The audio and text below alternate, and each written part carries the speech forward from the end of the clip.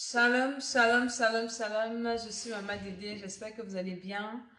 Bienvenue à l'école d'Esther, l'école de la sagesse, l'école de la bénédiction, l'école de la délivrance, l'école qui te prépare à ton éternité, l'école qui te permet de racheter ta destinée, l'école qui permet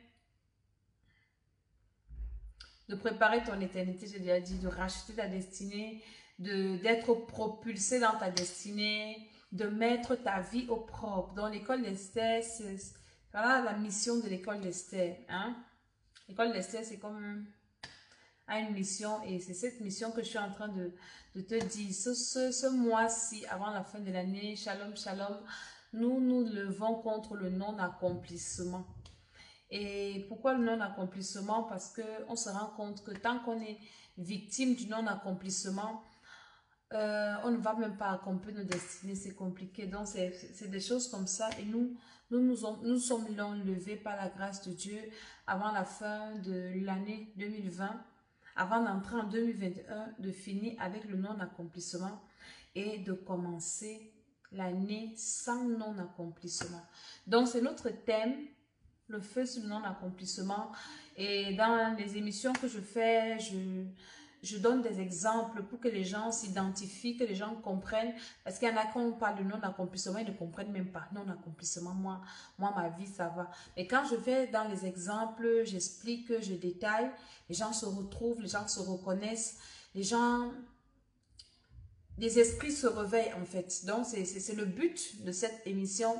C'est le but de cette vidéo et je vais inviter quelqu'un de bonne volonté, de bonne foi à partager la vidéo, à inviter, à envoyer dans sa messagerie, Messenger, WhatsApp, partout, partage et après aller s'abonner sur YouTube, Tam des Nations et l'école d'Esther, voilà. Donc, ce soir, vous allez encore entendre des révélations. Et je sais que le Seigneur va bénir quelqu'un, il va délivrer quelqu'un. Quelqu'un qui est dans le non-accomplissement, va sursauter. Va dire, mais il faut que je fasse quelque chose, il faut que je me lève, il faut que ça marche, il faut que ça bouge. Donc, partage cette émission pendant que nous écoutons cette chanson qui dit que ce que sa bouche a dit, sa main l'accomplit. Tu ne peux pas servir Jésus-Christ de Nazareth, qui est la définition de l'accomplissement, et toi vivre dans le non-accomplissement. C'est absurde, absolument absurde. C'est quand j'ai lu ça dans la Bible que, paf, j'ai eu un déclic dans mon esprit. J'ai dit, c'est pas possible. On ne peut pas se réclamer d'avoir Jésus en nous et de vivre constamment dans le non-accomplissement. Partage cette émission. Écoute cette chanson avec moi. Et Dieu te fera du bien. Avant que tu partages, partage.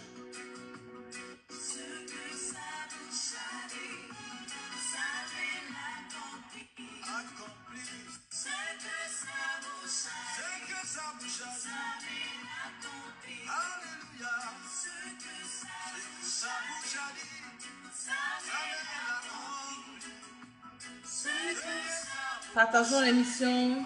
Ça m'est accompli. Qu'est-ce que Dieu a dit dans ta vie? Pendant que tu écoutes cette chanson, rappelle-toi de tout ce que Dieu a dit dans ta vie. Ça doit s'accomplir. Ce n'est pas chez toi que Dieu devient incompétent. Non. Dieu, tu ne deviens pas incompétent à mon niveau. L'incompétence de Dieu ne commence pas chez toi. Ça ne doit pas commencer chez moi. Dieu n'est pas incompétent.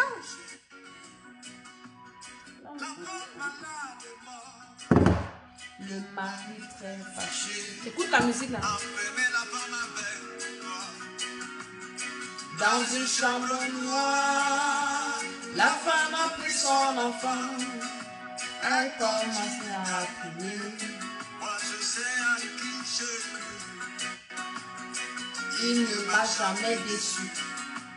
On l'appelle Elohim, l'alpha et l'oméga, le premier du matin, le ressuscité.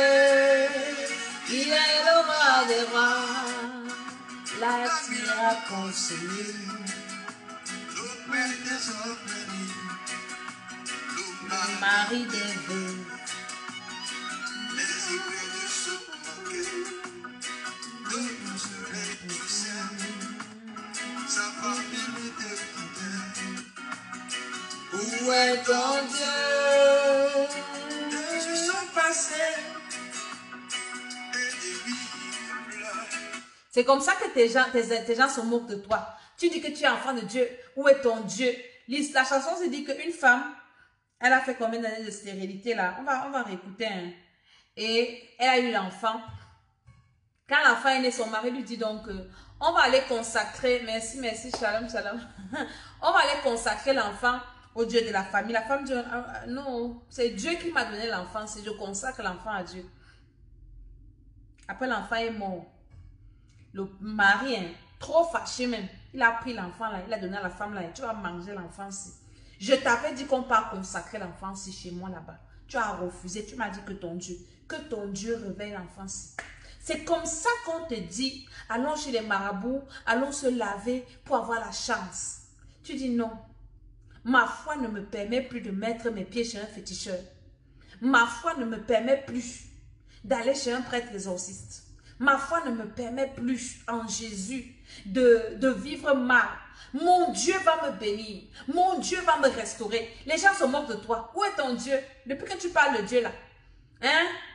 Qu'est-ce qui s'est passé? Moi aussi, on se moquait de moi comme ça. On s'est moqué de moi comme ça. Quand j'ai reçu le Seigneur, j'étais à l'université. J'allais à l'église, je marchais à pied. Les gens se moquaient de moi. Une fille brune. Elle est en noir. Dieu de quoi? Dieu de quoi? Quel Dieu? Hein?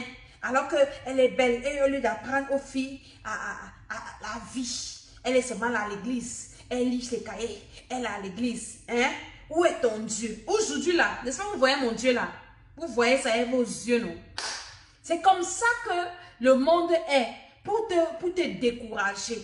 Je veux que tu réécoutes cette chanson-ci. On a donné l'enfant à la femme. Le mari a dit qu'on va voir ton Dieu là. Tu vas manger l'enfant-ci. La famille dit aussi, on va voir. Tout le monde dit, on va voir. La femme a pris son enfant. Elle est partie, restée dans la chambre. Elle a commencé à prier son Dieu. Elle dit, mon Dieu, la honte, c'est pour toi. Moi quoi?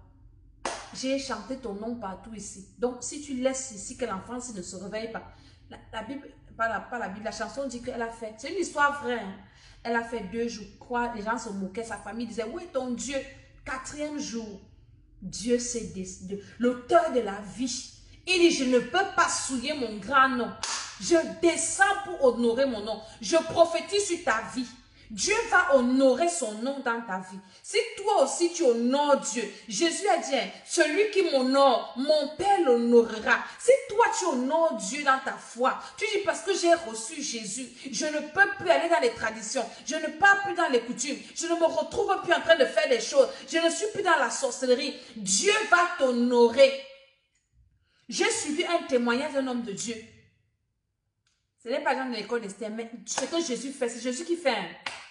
Je vais vous remettre la chanson. Un papa, on nous a montré sa maison. Pourrie maison. Pourrie maison. L'homme de Dieu a lancé les constructions à l'église. Le papa est parti s'aimer. Il donnait. Il fallait voir là où il habite. Et dit, le dernier jour, l'homme de Dieu a dit, vous allez habiter les maisons que quelqu'un d'autre a construites. Je vous dis, comme le film. Le monsieur là, on lui a donné un immeuble. On a mis les photos comme ça. Il dit, il n'y a que Jésus-Christ de Nazareth. Les gens se moquent de ton Dieu et toi tu as honte. Oui, ma famille se moque de moi. Ma famille m'a rejeté. Famille de quoi? Jésus a dit, celui qui perd famille, ceci, cela, va retrouver ça dans le Seigneur. Tu as besoin de pleurer pour ça. Écoute-moi la chanson aussi et partage la vidéo aussi. On danse encore la chanson aussi avant que je commence à parler du non-accomplissement. Là, je recommence.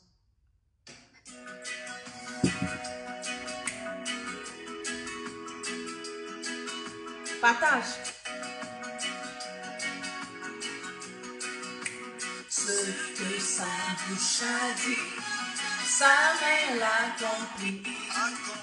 Ce que sa bouche a dit, sa main l'a accompli. Ce que sa bouche a dit, sa main l'a accompli. Ce que sa bouche a dit, Connecte-toi à cette chanson. Après 15 ans de mariage, une femme chrétienne, elle a eu son enfant. Son mari lui disait, laisse-moi consacrer l'enfant au Dieu de mon village. L'enfant lui disait, non, moi je sais en qui je crie. Tu as cru à qui? Le mari. Partage la vidéo, partage. Elle a enfermé l'enfant avec le corps. Chambre. Tu vas manger l'enfant là-bas. L'enfant a pris son enfant. Et commencé à prier. Moi je sais en qui je crie. Il ne m'a jamais déçu. On s'appelle Elohim. L'alpha et l'oméga. L'étoile brillante du matin. Le ressuscité. Il est le roi des rois. Qui m'a conseillé. Le père des orphelins. Le mari de Dieu. Les éclats de ce moquet. D'autres se réjouissaient. Ça se moquait, d'autres se réjouissaient. Une femme pleure l'enfant, vous vous réjouissez. Où est ton Dieu? Il est au ciel, mon Dieu.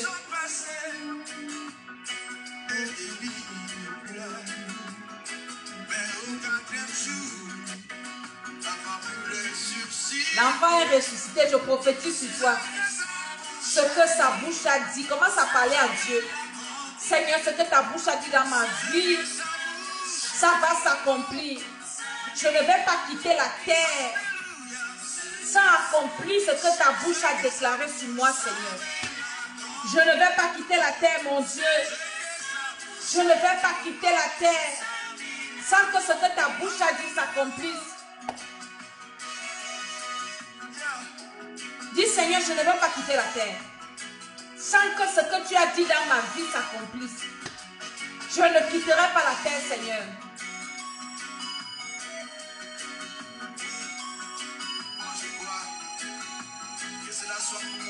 Moi, je crois. Partage l'émission, invite quelqu'un. Stérile. Pourquoi maman tu pleures? Va dans la parole de Dieu.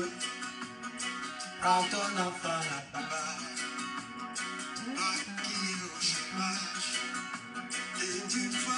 Partageons.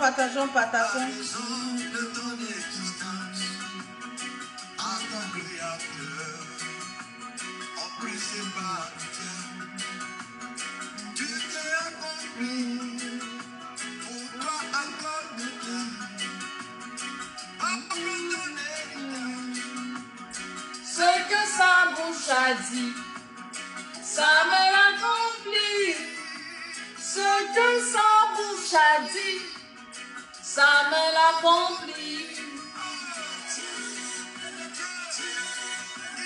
Il peut tout donner. Dieu peut tout donner. Car il est fidèle. Dieu peut. Il peut tout donner. Il peut tout donner. Car il est fidèle. Dieu peut guérir. Il peut ressusciter. Il peut bénir. Moi, je crois.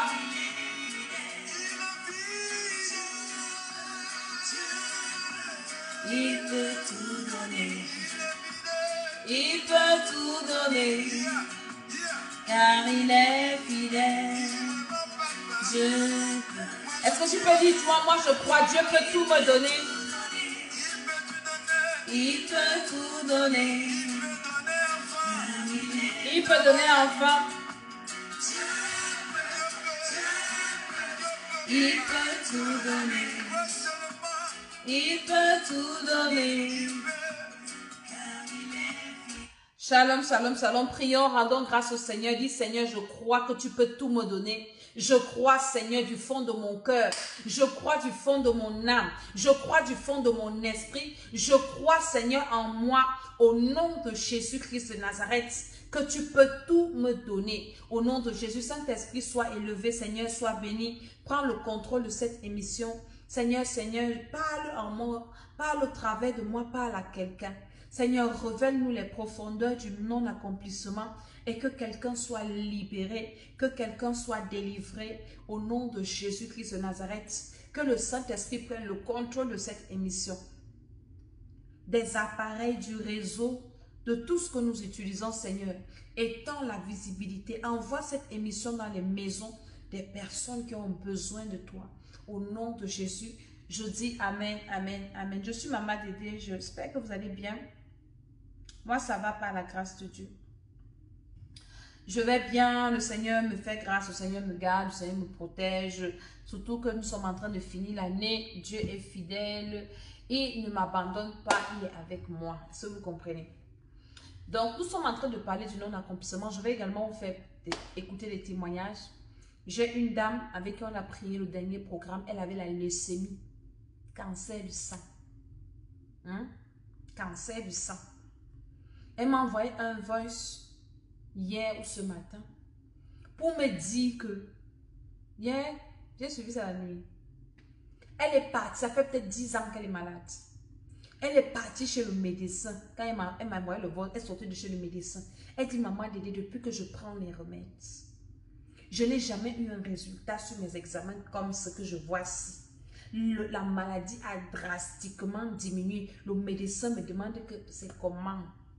Je lui ai dit que maman, continue seulement la prière. Dieu a commencé. Il faut que tu continues. On continue à prier pour qu'il te guérisse totalement. Hein? Voilà. Il y a même des personnes que Jésus mettait la boue sur les yeux, n'est-ce pas? Et puis, il demande, tu vois? Il dit non, il met encore. Donc, ça veut dire que le miracle même a un processus. Je vous dis cancer du sang. Je vais vous faire écouter le témoignage là. Je vais vous faire écouter. Je vous dis, Jésus de Nazareth, il peut tout. Je me demande pourquoi les gens discutent encore que Jésus, Dieu, tout ça. Vous perdez le temps, pourquoi? C'est nous qui vieillissons. Ah, si 2020 va finir, on sera encore vieux d'un an. On aura encore vieilli, nos enfants ont grandi et tout. C'est nous qui perdons le temps. Dieu, c'est l'ancien des jours. Dieu n'a pas de temps, il n'a pas d'âge, il ne vieillit pas. Donc pour lui, il est assis là comme si vous regardez, embrouillez-vous. C'est vous qui vieillissez, c'est vous qui mourrez. Moi, je ne vieillis pas, moi je suis éternel. Donc c'est lui qui parle. Il dit, je suis éternel, je suis Dieu. Je ne meurs pas, je ne finis pas. Vous êtes là. Venez vite chez Jésus de Nazareth. Venez vite, shalom à vous, tous ceux qui se connectent, je vous bénis, partagez l'émission aussi. Venez à Jésus de Nazareth. C'est depuis que moi je parle ici. Je fais sa propagande. Je vais encore parler de qui? Je parle de Jésus-Christ de Nazareth. Jésus-Christ est le seul sauveur qui est ressuscité. Les gens disent que c'est un prophète. Il est prophète, oui, mais c'est un prophète pas comme les autres. C'est le sauveur.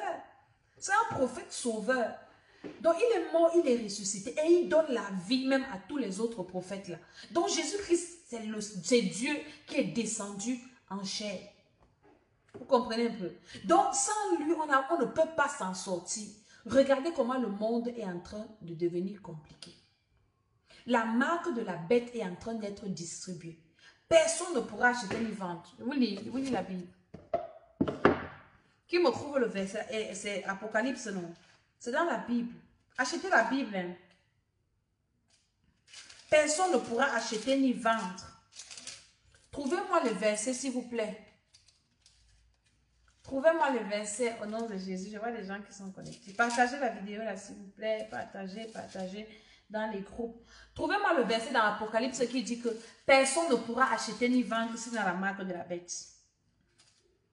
Hein? Apocalypse combien? Trouvez-moi ça. Hein? Vous me dites, je vais lire ça pour les gens ici. Donc, c'est ce que nous sommes en train de vivre. La Bible, c'est le seul livre le plus vendu au monde, le plus lu. Le livre le plus ancien. Le livre où tout ce qui est écrit s'accomplit. Tout ce qui est écrit dans la Bible est accompli. Et nous sommes, vous savez, ça a 66 livres. Et nous sommes au dernier livre. Donc, l'époque actuelle maintenant dans laquelle nous sommes, c'est la fin, le dernier livre de la Bible. Ça veut dire que on doit faire attention. L'être humain doit faire attention. Je ne m'adresse même pas seulement aux enfants de Dieu. Je m'adresse à tous ceux qui vont m'écouter, qui ne sont même pas enfants de Dieu. Je leur dis, quand vous regardez le monde, vous voyez, j'étais à Paris le week-end passé, il y a 2 week-ends. Je suis à Paris à l'église. Paris est mort. Paris fait pitié. Paris fait pitié. Nous sommes pendant les fêtes-ci. Ça fait pitié. Les restaurants sont fermés. Je me suis demandé que je suis dans le coin ici. Les hôtels sont fermés.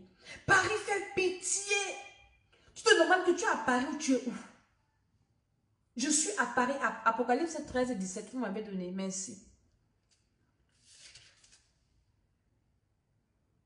Voilà.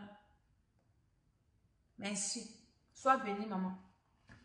Paris fait pitié. Je suis restée comme ça, je dis que, mais je reste dans ma maison. Ça, c'est quoi? Regardez que vous voyez la mort partout, la tristesse. Les gens pleurent. Les gens souffrent. Et il n'y a plus d'argent. Les gens sont dans le chômage. Ils vont faire comment? Les gens se suicident. Les gens demandent que c'est comment? Mais c'est le moment de chercher son créateur. Si tu ne comprends plus ta vie, cherche la personne qui t'a amené sur la terre. Et la personne est au ciel là-bas. Tu dis, Dieu, c'est toi qui m'as créé.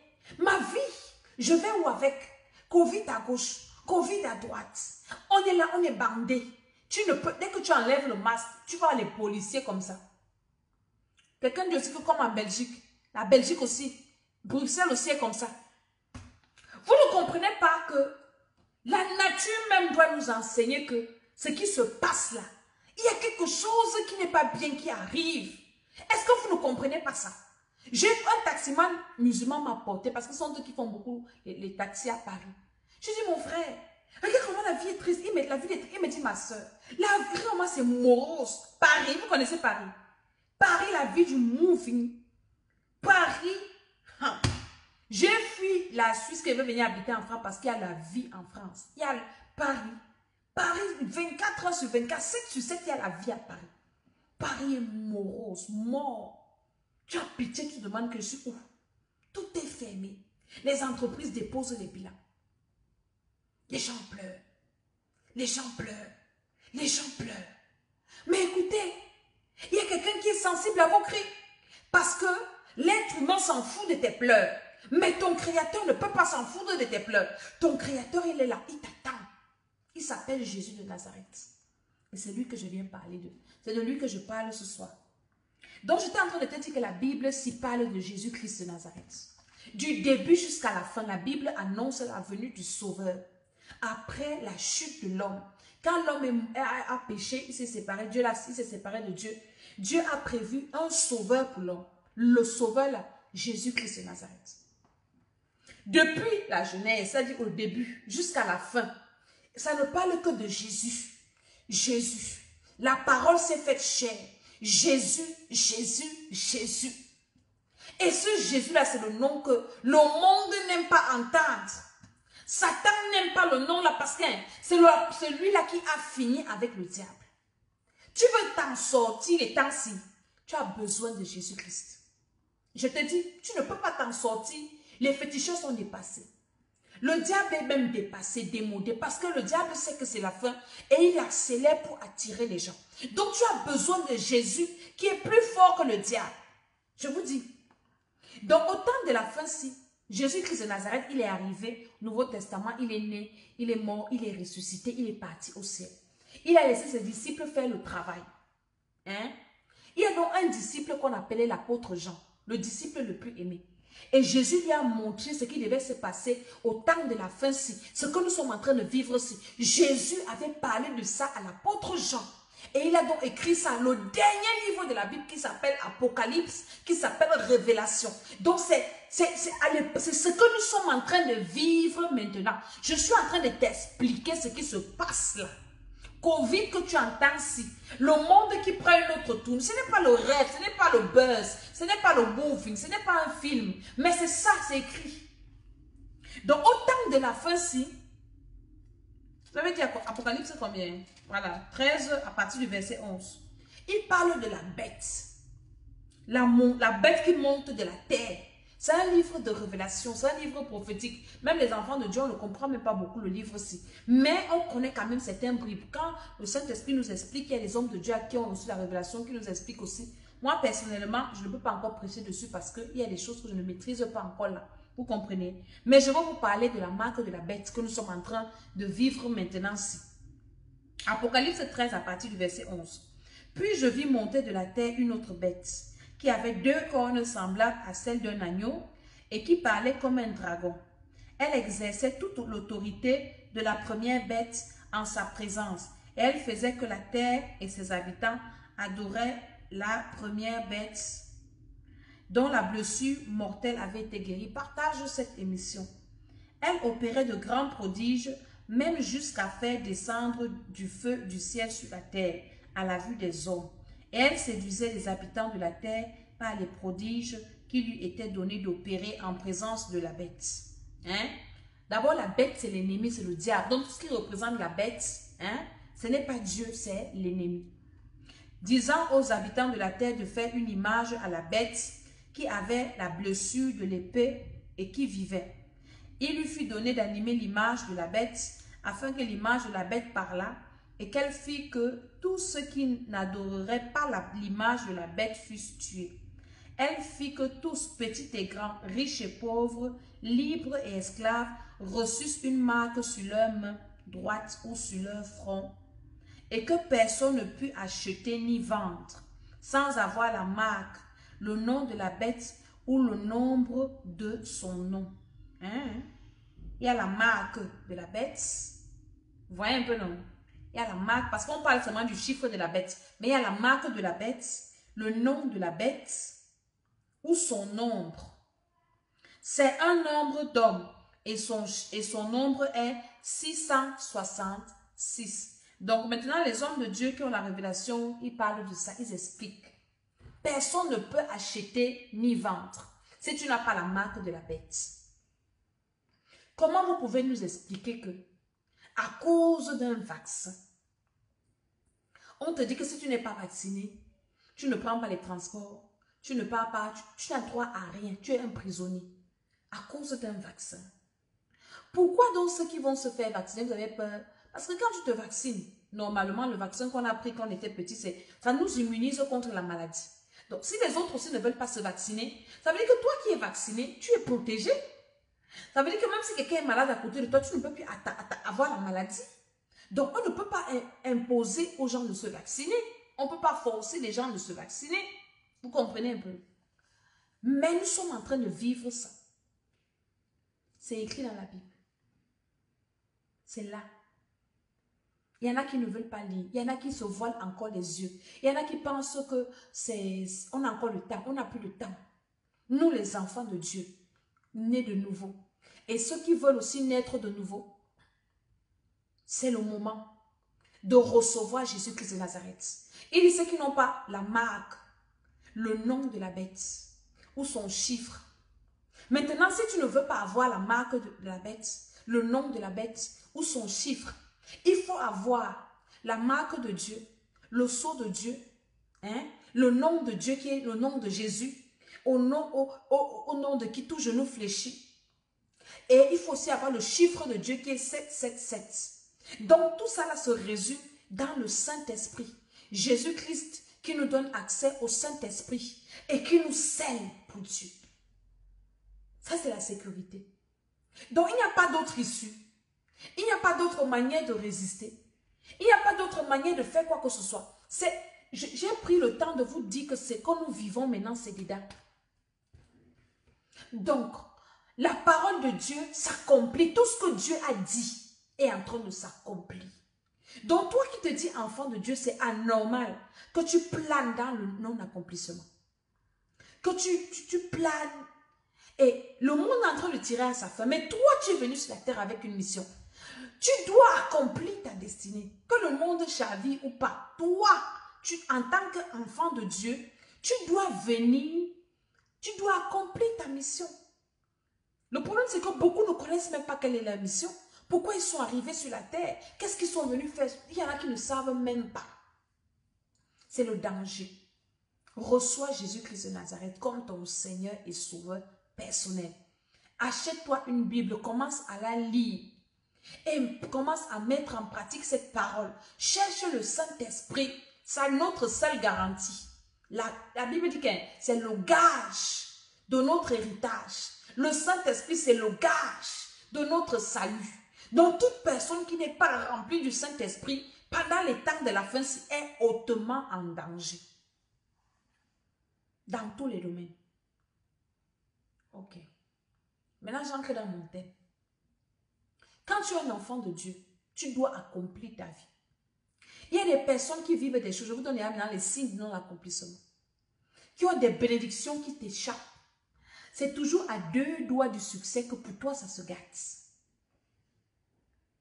Tu as déjà fait des efforts, tu t'es battu, tu as prié, tu as jeûné, tu as reçu Jésus, tu fais tout ce qu'il faut faire. Mais c'est à la dernière minute que tout se gâte. Quand le décor est déjà planté. Par exemple, tu vas postuler dans une entreprise. À l'entretien d'embauche, ton examinateur te fait des éloges. Je te dis, mais vous êtes brillant, hein, monsieur, vous êtes brillante, hein, madame. Oh, c'est la qualité de personne avec un profil comme ça que nous cherchons. Tu es sûr, on va vous appeler, c'est bon. On te met en confiance. Après, à la dernière minute, on t'envoie un message ou un courrier.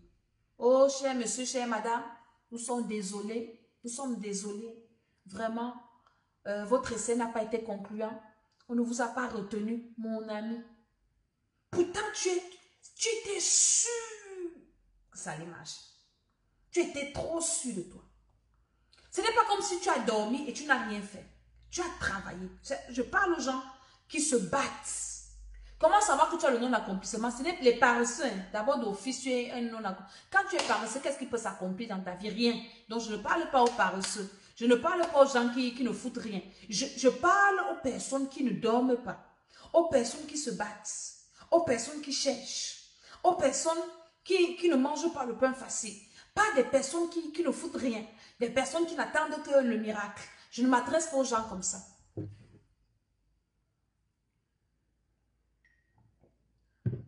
Je m'adresse aux personnes qui étudient leurs leçons.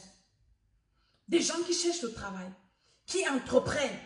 Des personnes, tu fais tout pour que ton mariage marche. Tu fais tout pour que ta relation avance. Tu fais tout, tu te bats.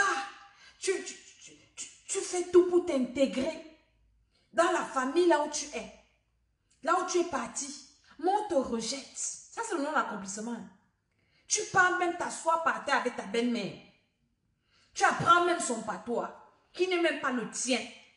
Tu arrives là-bas, ma belle-mère parle quoi? Tu fais tout pour lui faire du bien. Tu pars même, tu laisses même tout, tu pars t'asseoir, elle t'insulte, tu es là, elle te parle même, tu es là, ah, c'est ma belle-mère, c'est la mère de mon mari, je supporte. Et la femme te refuse. Pourquoi tu n'es pas la femme de mon fils? Même si tu fais 100 enfants ici, tu as parti. Tu as le non-accomplissement. Tu as le non-accomplissement. Tu as déjà tout fait. Tu arrives dans une famille, tu élèves la famille, on te rejette. On te fait comme si tu es quelqu'un. C'est chez tes belles-sœurs que ton mari part recevoir ses petites. Non-accomplissement. C'est à toi que je parle. Les personnes qui font des efforts. Et les gens qui ne veulent pas faire d'efforts, qui attendent le miracle, qui ont besoin qu'on les délivre. Je parle des personnes qui sont conscients de leur état. Des personnes qui prient, ils sont conscients que Seigneur, j'ai un problème spirituel. J'ai besoin que tu me délivres. J'ai un mari de nuit, j'ai des maris de nuit, femmes de nuit. Je ne veux plus ça, Seigneur. Je veux des personnes comme ça. Mais tu as tous tes efforts là. Après, c'est comme si tu n'as rien fait. Je vais te dire quelque chose. Le diable, l'ennemi, Satan, Lucifer, ne va jamais t'empêcher de faire des efforts. Il y a des personnes qui ne vont pas empêcher, ils te laissent. Bats-toi. Prie. Jeûne. Fais des sacrifices. Mais il sait là où t'attends. Il se place à la porte de tes bénédictions. C'est donc quand tu as fini de souffrir comme ça, Tu as fini de travailler dur. Dieu, lui, il est généreux. Hein. Dieu est fidèle. Dieu répond aux prières. Dieu exauce les prières. Tu pries, Dieu te répond. Dieu envoie. Le gars se place à la porte. C'est là où il attend. Quand ça arrive, il récupère. Donc toi, tu travailles pour lui en fait. Quand tu es un esclave, tu passes le temps à travailler pour les autres. Tu travailles, les autres récupèrent. Mon ami, tu as le non-accomplissement. Toi, tu travailles, les autres montent. Les autres s'enrichissent. Et toi, tu es toujours dans une condition, un genre. Tu as le non-accomplissement. Tu as le non-accomplissement et tu dois te réveiller. Pourquoi à cause de moi l'entreprise aussi? Mais je n'ai rien dedans. On n'est même pas reconnaissant. On ne loue même pas mes efforts. Non. C'est le non-accomplissement. Les gens qui ont le non-accomplissement, hein, c'est quand quelque chose de bien veut t'arriver. Tu es sûr que c'est bien. Cette fois-ci, ça va marcher. Je suis tombée enceinte. J'ai fait 9 mois. J'ai fait des fausses couches. Tu as accouché. On vole l'enfant à l'hôpital. J'ai vu la femme d'un pasteur. Elle a fait combien d'années de stérilité? La femme l'a dit qu'elle a fait 66 fausses couches. 66 fausses couches. Vous savez ce que ça veut dire? C'est comme une femme qui a fait 66 accouchements. Maintenant, Dieu l'a bénie après les prières. Son mari pasteur, c'est sûr qu'elle-même, c'est une servante de Dieu. C'est passé à CITV, Cameroun. C'est là-bas que j'ai vu ça, ou Equinox, je ne sais plus.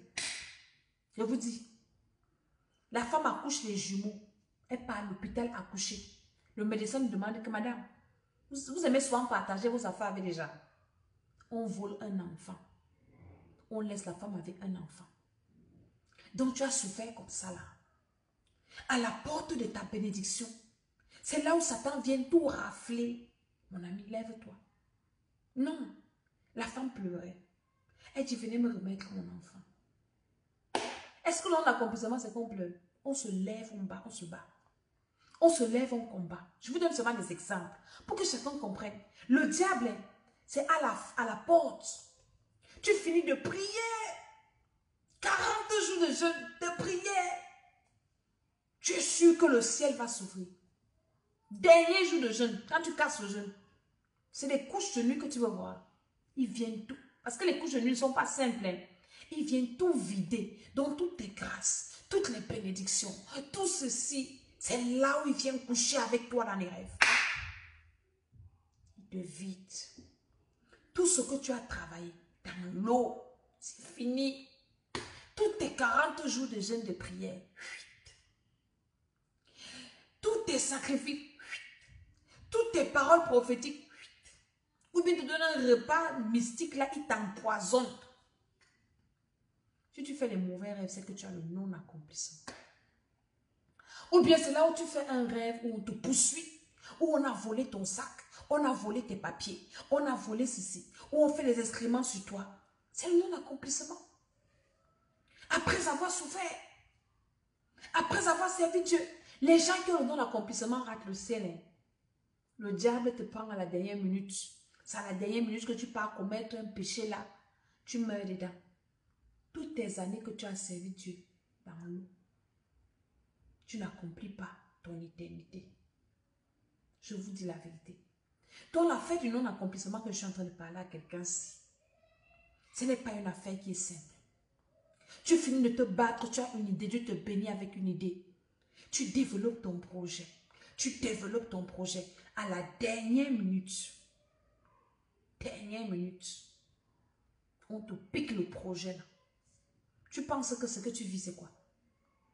Il y a une maman dans notre église qui a gagné un grand marché. Grand marché. De beaucoup d'argent. Elle part voir un financier au Cameroun. Hein. Le monsieur lui dit carrément, je vous dis, hein, entre dans notre secte, on va te parrainer. Quand la dame vient nous dire, la femme me dit que moi je suis enfant de Dieu, je ne peux pas entrer dans la secte. Il dit quel Dieu? Votre Jésus de pauvreté là. La dame nous a appelés. Il dit à la dame là, avec le bishop, si tu entres là-bas, ils vont te tuer. Ils vont prendre ton projet. Et le monsieur dit, mets-moi devant dans ton projet et mon tatouage est derrière. La femme a dit non. Ils ont commencé à attaquer la femme. Et on a déclaré sur elle, comme ils ont insulté Jésus-Christ de Nazareth, qu'il est pauvre, parce qu'ils sont riches, leur agent de sang là, qui se vantent avec, là, ils vont voir. Jésus-Christ de Nazareth va se lever dans ce projet. Et Jésus s'est levé. Et elle a eu un financier qui ne lui a pas posé des conditions de se compromettre. Toi, quand on te dit que pour avoir le travail, il faut montrer le derrière. Pour avoir le travail, il faut coucher avec elle. C'est le non-accomplissement. Tu vas aller coucher avec un homme pour te donner le travail. Tu sais ce qu'il prend en toi. Il te vide. Tu ne vas même pas te réjouir du travail. Il te donne même. Tu vas porter les démons, les maladies, les malédictions. Il t'a vidé. Lui, il a tout pris ce qui est bien en toi. Et il te donne, il te laisse vide. Tu ne vas jamais accomplir quelque chose dans ta vie. Si tu passes le temps à faire ça. Tu as écouté la chanson du début, si. L'homme se moquait de sa femme, la femme a porté son enfant. Quand l'enfant est mort, elle est partie. Le type l'a enfermé dans le chambre où nous avions l'enfant, le cadavre de l'enfant. Que je t'ai dit qu'on consacre mon enfant au diable, à mes dieux. Tu as refusé. L'enfant est mort. Tu vas manger le corps là. La femme est partie dans la chambre et dit à Dieu que Dieu, me voici avec le corps de l'enfant ici. C'est toi qui as mis l'enfant ici dans mon ventre. Réveille l'enfant ici. 4e jour. Ça veut dire quoi? La femme a persévéré dans la prière. Ce n'était pas facile. 1er jour, vous pouvez imaginer comment elle pleurait. 2e jour, Dieu ne répond pas. 3e jour, Dieu ne répond pas. Peut-être la femme était déjà découragée. 4e jour, Dieu s'est réveillé. Mais toi, tu ne veux pas persévérer dans les voies de Dieu, dans la prière. Tu ne veux pas persévérer. Tu veux que Dieu, tu penses que Dieu c'est un magicien. Dieu ne fait pas la magie. Dieu est en train de nous former. Nous sommes des soldats de Christ. Et il nous exerce, il nous forme. Parce que le monde dans lequel nous sommes, si vous voyez le monde comment ça devient compliqué, il n'y a que ceux qui seront remplis du Saint-Esprit qui vont s'en sortir. Les chrétiens, un pied dedans, un pied dehors, là, vous allez prendre la marque de la bête et vous allez mourir, vous partez en enfer au garage. Pendant que ce temps-ci, c'est les vrais, les soldats de Christ, remplis du Saint-Esprit, qui ne s'embarrassent pas des choses de la vie, qui vont s'en sortir. Nous allons nous en sortir et Dieu va nous bénir pour vider l'enfer. Parce que c'est ça. Nous sommes dans le temps de la fin. C'est un combat. C'est le combat, non? C'est la guerre. Et chaque camp va équiper ses agents. Dieu va équiper ses agents. Ils seront méchants. Ils seront violents. Ils seront... Et nous, les enfants de Dieu, les vrais. Dieu va nous remplir du Saint-Esprit. Nous serons les Daniel de notre génération. Ça a commencé maintenant. Nous serons les Joseph de notre génération. Nous serons les Shadrach, Meshach et Abednego, capables de dire au roi, ô roi, nous ne pouvons pas nous prosterner devant ta statue. Il dit, je vais voir qui va vous délivrer de ma main. Ils ont dit, sans se casser le corps, le Dieu que nous servons, ô roi, va nous délivrer de ta main et de la fournaise ardente. C'est ça. Maintenant, c'est ce qui va se passer ici. Mais toi, tu ne veux même pas te conformer un peu à la parole de Dieu. Tu vas faillir. On va te dire que si on ne te fait pas ça, oh, tu ne peux pas acheter, tu ne peux pas vendre, tu ne peux pas ceci. Si tu n'as pas la marque de la bête, tu vas aller poser, montrer ton front, on va mettre. Tu vas aller mettre, montrer ta main, on va tamponner, on va mettre la marque de la bête. Si tu ne peux même pas aller t'abstenir des petites choses, c'est de ça qu'on va te dire que tu ne travailles pas, tu vas supporter. On va te dire que tu ne voyages pas, tu vas supporter. Hein? Moi, si tu me dis que je ne voyage pas, ça me sert à quoi? J'ai à voyager le peu que j'ai voyagé là dans la vie. Je vais voyager sans avion. Je vais partir au ciel. Le plus grand voyage, sans avion, sans... Si c'est là, fuite, enlèvement. C'est le voyage là qui prépare. Vos affaires là, ça va me servir à quoi? Hein? Non. Je prépare le grand voyage. Que pape, j'ai dit à Dieu que ça y est, je ne veux pas mourir. Je veux vivre l'enlèvement. Que je fais seulement ça, boum, je monte comme ça. Ce n'est pas le film qui te raconte, c'est ce qui va se passer. Arrangeons nos vies avec le Seigneur. Donc quand tu es quelqu'un comme ça, moindre chose, on te pose des conditions. Oh, si tu veux que je t'aide, fais comme ça, fais comme ci. Des conditions qui te mettent, qui t'amènent à te compromettre. Et toi, tu te compromets parce que tu as peur. Tu as peur d'échouer. Tu as peur de ne pas réussir. Tu as peur, oui. Hein, pour que je t'épouse, je vais d'abord coucher avec toi. Je vais d'abord t'essayer. Je vais voir si tu fais des enfants. Fais-moi d'abord les enfants. Il y a une femme qui m'a raconté une histoire tragique comme ça. Il y a quelques jours, il y a un programme là. Comment le monsieur là même l'a maltraité. Hein? Le non-accomplissement. Elle a laissé son travail pour suivre un homme. Le type, elle dit que maman, je pensais que je partais en lune de miel. Le monsieur a commencé à la traumatiser. Maltraiter, taper. Franchement, des choses comme ça. Ça, c'est le non-accomplissement. Hein? Tu dois t'asseoir pour chercher la délivrance pour dire que c'est comment? Ma vie. Je vous dis la vérité quand dans la vie, quand tu commences à travailler toi-même, ce que je vous dis là, c'est des choses que j'ai expérimentées. Tu peux être même la femme du premier ministre, du président de la République. Toi, tu es la femme du président de la République. Hein. Tu souffres. Ton mari fait le bien aux gens dehors comme ça. Tu vas seulement dire qu'il est méchant. Tu vas dire qu'il est sorcier. Tu vas dire qu'il est ceci. Ce n'est pas lui le problème. Hein, parce qu'il est président. C'est toi le problème. Pourquoi il donne aux autres, il ne te donne pas? J'ai reçu des femmes des ministres, des femmes des autorités, malheureuses, qui souffrent. Mais leur mari, des hommes au pouvoir, qui ont beaucoup d'argent, la femme misère. Tu te demandes que mais c'est comment? Toi qui dois venir me faroter, maintenant c'est moi qui te farote. Il y a quoi? J'ai compris que dans la vie-ci, la bénédiction, c'est dans toi-même. Si tu veux être béni, tu peux avoir un parent qui est élevé. Tu peux avoir des gens qui ont réussi dans ta famille. Personne ne t'aide. Mon ami, tu as le non-accomplissement. Arrête-toi. Traite-toi-même. Ah, tel pouvait m'aider. Ah, si je n'ai pas réussi, c'est parce que tel ne m'a pas fait. Oh, mon ami, arrête d'accuser les gens. Travaille toi-même. Prends conscience. Ta réussite dépend de Dieu et de toi. Oui. Quand en toi tu es libéré, quand en toi tu es bien, quand ton esprit n'est pas en prison, quand ton âme est libre, même si c'est qui, toute personne qui te verra, aura envie de te faire du bien, même s'il ne te connaît pas. Mais quand tu as le non-accomplissement, une personne même qui ne te connaît pas commence à te combattre. Mon ami, tu me connais. On se connaît où? Tu me combats. Tu as rêvé de moi. Mais non, ce n'est pas que j'ai rêvé de toi, c'est que ce qu'il y a en toi m'impose de te combattre. Tu es là, ton mari ne te donne pas l'argent, tu es une femme. Il donne dehors. Pourquoi? Ce n'est pas lui le problème, c'est toi. Pourquoi là-bas il donne? Pourquoi tu ne te donnes pas? Hein? Pourquoi? Tu travailles. Hein?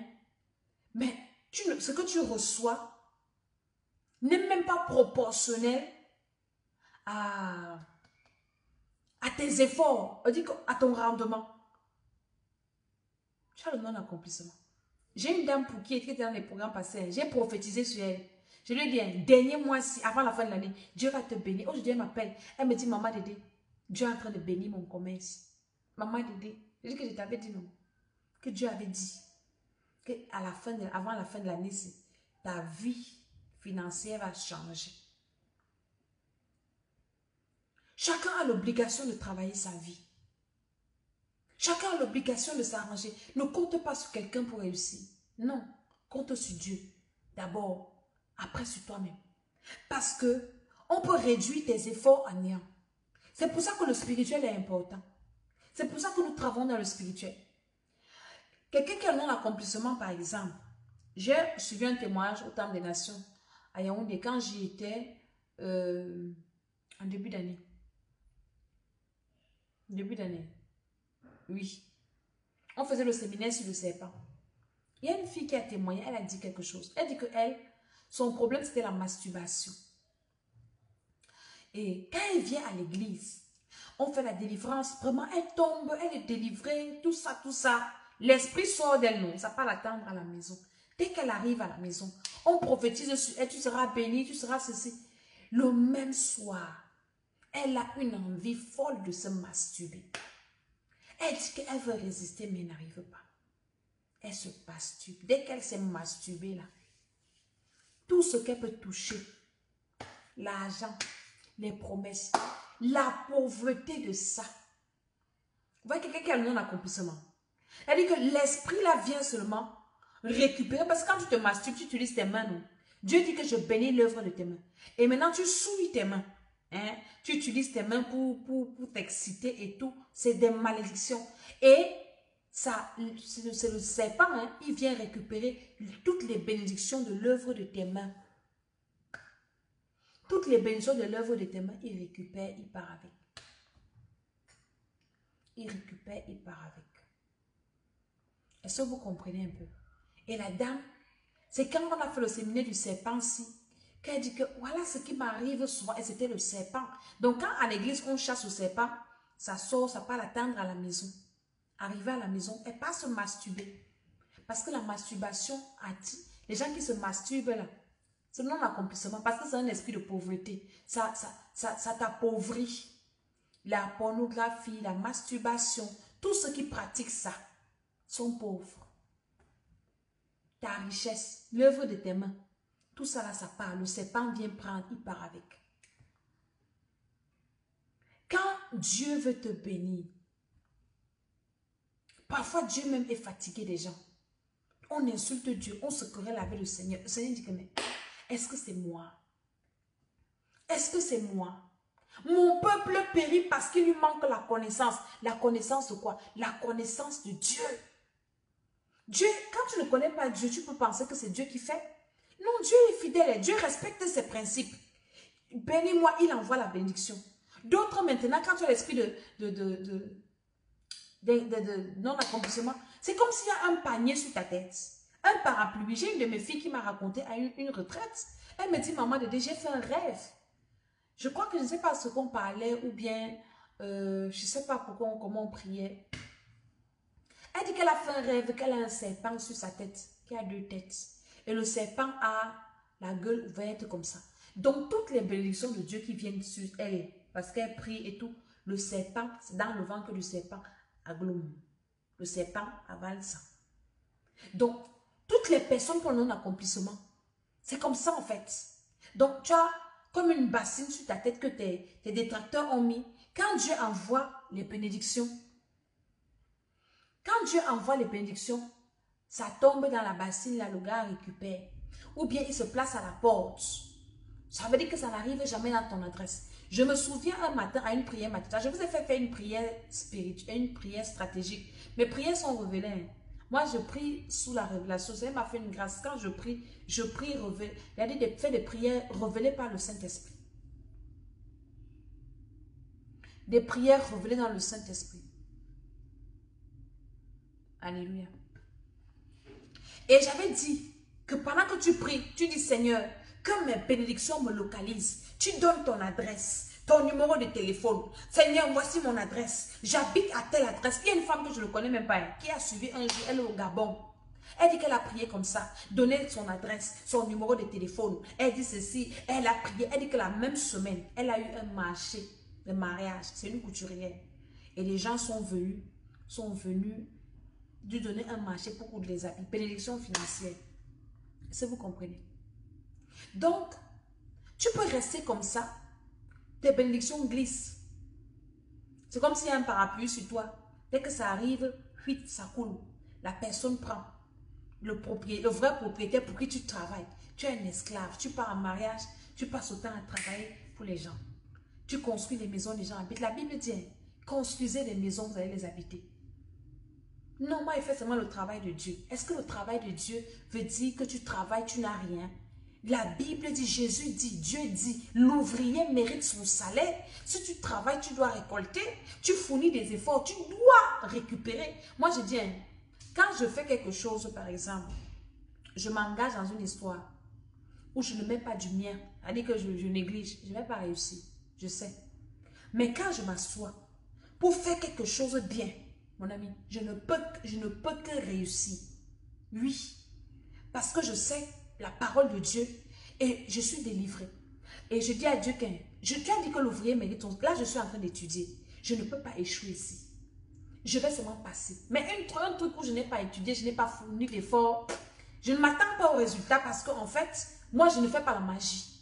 Donc, pour avoir du résultat, il faut que je fournisse des efforts, il faut que je travaille, il faut que je mette du mien, il faut que je fasse ceci, il faut que je fasse cela, il faut que je prie, il faut que... Voilà, c'est comme ça que le Seigneur m'a enseigné. Donc, je ne travaille pas pour que quelqu'un d'autre vienne prendre mon travail et moi je souffre. Ah non, moi je fais seulement le travail de Dieu. Ah, moi je m'en fous. Tu fais le travail de quel Dieu? Dieu a dit que l'ouvrier mérite son salaire. C'est ce que Dieu a dit. Chacun qui sème doit avoir une récompense. Tu ne peux pas prier sans résultat. Si tu finis une année sans témoignage, 2026, fais ton bilan, tu as un témoignage. Si tu n'as pas un témoignage, c'est très dangereux. C'est grave. Si tu n'as pas de témoignage, c'est que c'est grave. C'est très grave. Tu fais une année, tu n'as pas un témoignage alors que tu as prié toute l'année. Non, tu as le non-accomplissement. Tu ne peux pas prier une année. J'ai retrouvé mon papier où j'ai écrit mes demandes, pardon, les choses que je voulais que Dieu me donne en 2020. Il y a plein qui se sont réalisées. J'ai retrouvé ça dans mes sacs là, tout ça, tout ça. Hein? J'ai écrit, Seigneur, 2020, je veux ci, je veux ça, je veux comme ci, je veux comme ça. En fin d'année, quand je m'assois, mon bilan il est positif. Dieu m'a accordé ce que je lui ai demandé. Au-delà, parce que j'ai travaillé à ça. Hein? Mais une année finie, tu n'as pas de témoignage. Tu as prié quand même toute l'année, non? Tu as donné à Dieu, non? Hein? Tu as donné à Dieu, tu as ceci, tu as cela. Hein? Mais tu n'as pas récolté. C'est quoi? On va te dire que non, attends, tout ça, tout ça. Les enfants d'Israël, dans le désert, ils ont semé quoi? Dans le désert, il y avait les champs qui faisaient là-bas. Tu as lu dans la Bible là qu'ils ont dormi affamés un jour. Ils ont mangé, ils ont bu l'eau. Dans le désert, il y a la manne. Si toi, dans ton désert, tu n'as pas la manne, mon ami, c'est qu'il y a des gros, tu es dans des sérieux problèmes. Assieds-toi, pose-toi des questions. Je suis dans un désert. C'est quel désert qu'il n'y a pas de manne dans le désert? Dieu nourrit ses enfants même dans le désert. Jésus, quand il a fini de jeûner, il est dans le désert, non? Les anges sont venus lui donner à manger dans le désert, le nourrir. Matthieu 4 ne dit pas ça.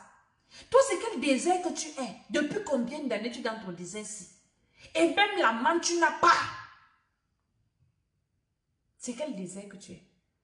Non, il faut que tu te lèves sur le non-accomplissement. Là, ce n'est pas la volonté de Dieu. Non. Non.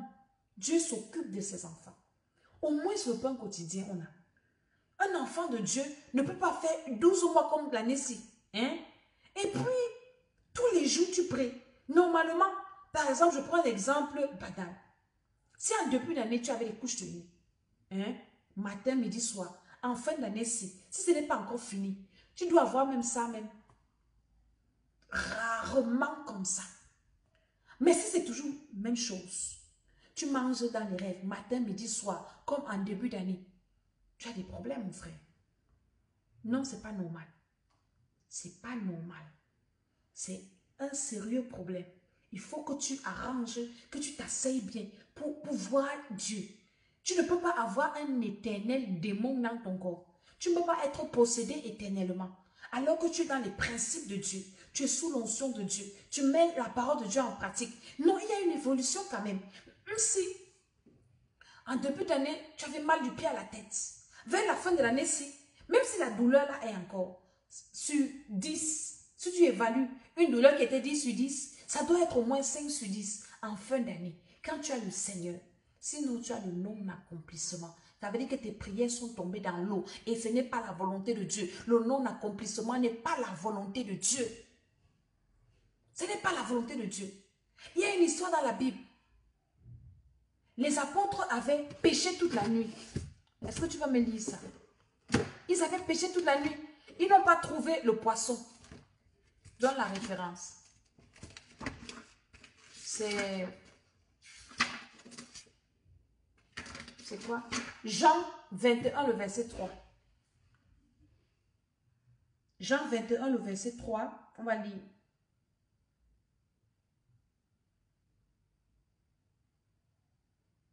Jean 21, le verset 3. Il est écrit. Simon-Pierre leur dit, je vais pécher. Ça, c'est quand Jésus était déjà ressuscité et les apôtres étaient découragés. Écoutez, hein, on a donné nos vies, on a tout laissé. Pierre a dit ça à Jésus. Nous qui avons tout laissé pour te suivre. Ce qui nous revient là, c'est quoi? Jésus a dit, hein, Marc 10 combien là? 36.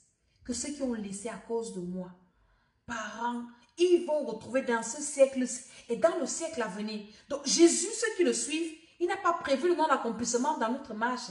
Il n'a pas prévu ça. Donc si tu veux le non-accomplissement, ce n'est pas Dieu. Tu dois te lever pour combattre ça. Donc ils étaient déjà découragés et ils avaient tout laissé pour chercher le Seigneur. Maintenant le Seigneur est mort, ils ne savent plus. Marc, Jean 21 l'a dit. Pierre leur dit, je vais pécher. Il lui dit, donc c'était Thomas, les autres disciples, hein. Il lui dit, nous allons aussi avec toi. Il sortit et il montait dans une barque et cette nuit-là, il ne prit rien. Il ne prit rien. Ils ont péché. Hein?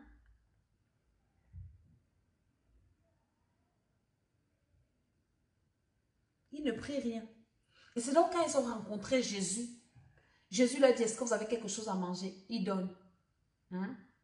Vous voyez comment il donne l'accomplissement? Il donne. Jésus dit, allez jeter encore le filet. Ils ont fait jeter. Il y a un autre verset où Pierre dit à Jésus, nous avons péché toute la nuit, mais nous n'avons rien pris. Mais sur ta parole, ça doit être dans le livre de Luc. Trouvez-moi le verset s'il vous plaît. Mais sur ta parole, je jeterai le filet. Ils ont péché toute la nuit, ils n'ont rien pris. Mais quand Jésus est arrivé, Jésus a mis un stop au non-accomplissement. Donc Jésus est celui-là qui met stop au non-accomplissement. Mais comment Jésus met stop au non-accomplissement? Il faut déjà identifier que tu as le non-accomplissement, que tu es victime du non-accomplissement. Il faut que tu identifies ça. Et c'est ce que je viens faire ici. Je viens te donner des indices pour que tu comprennes que ce que je vis, ce n'est pas normal. Tu as des pertes financières. Tu es toujours... Quand tu as l'argent, il faut toujours que tu perdes cet argent.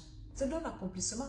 Soit quelqu'un va tomber malade, soit toi-même tu vas tomber malade, soit il y aura deuil, un problème va surgir, juste que l'argent là doit finir entre tes mains. C'est le non-accomplissement. C'est le non-accomplissement. Pourquoi toi tu ne peux pas garder ton argent? Pourquoi toi tu ne peux pas avoir l'argent? Pourquoi c'est pas que quand tu as l'argent, c'est toi qui dois résoudre les problèmes de tout le monde, hein? Donc ton argent n'est pas aussi bien pour toi. Cherche la délivrance. Cherche la délivrance. Des problèmes qui ne finissent pas. Tu n'arrives jamais, c'est-à-dire que tu n'obtiens jamais ce que tu espères. Tu as tellement de projets, mais tu n'as jamais réalisé le projet. Ou bien pour réaliser un projet, il faut te battre. Il faut te battre. Ou bien toutes les personnes qui veulent t'aider ont des problèmes. J'ai un de mes fils comme ça. Il était comme ça. Gloire à Dieu, le Seigneur. Merci. Luc 5:5. Il est comme ça. Il était comme ça, pardon. Je rectifie. Le Seigneur l'a délivré. Le premier jour, je l'ai reçu. Quand il me racontait sa vie, je rigolais. Il me dit, maman Dédé, comme tu me vois ici, je suis un grand. J'ai étudié.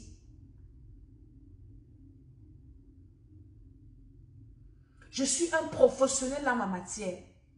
Maman Dédé, toute personne qui veut m'aider a des problèmes. Si tu forces que tu veux m'aider, tu vas mourir. Il y a des gens comme ça, non? Il me dit, maman Dédé, j'ai travaillé où avec elle. Un jour, mon boss m'appelle. Mon boss me dit, je vais te nommer. Tu es trop fort dans ton domaine. Tu maîtrises ton domaine. Je vais te promouvoir, te promettre, je ne sais pas quoi. Maman, le boss est mort. Il est mort, non? Parce qu'il voulait l'aider. Il dit, comment l'aider dans ma vie, dans sa vie. Toute personne qui voulait lui faire du bien, quelque chose de mal arrivait à cette personne. Il dit que moi, je vais prier pour toi, rien de mal ne va m'arriver. Il dit qu'un jour, il a rencontré, c'est l'histoire qui m'avait gagné. C'est là, il me dit écoute l'histoire. Un jour, il a rencontré le cuisinier d'un ministre. Le cuisinier lui dit, je t'amène chez mon boss. Mon boss change ta vie ce soir-ci.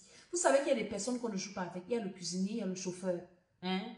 Le cuisinier, c'est quelqu'un qui garde ton ventre. Donc, tu ne peux pas jouer avec ton cuisinier. Il peut te tuer comme il veut.